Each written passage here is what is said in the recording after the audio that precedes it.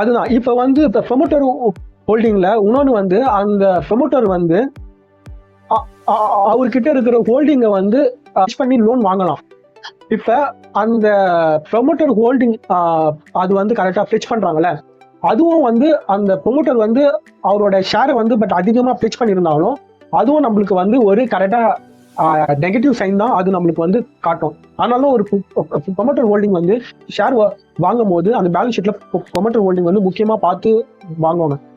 இப்போ சரி, இப்போ வந்து ப்ரொமோட்டர் ஹோல்டிங் வந்து பட் அதிகமா இருக்கிற கம்பெனி எல்லாம் அதிகமா கரெக்டா டிவிடெண்ட் கொடுப்பாங்க. இப்போ நீங்க வேதாந்தா பாத்தீங்கன்னா அதோட ப்ரொமோட்டர் ஹோல்டிங் அதிகம்.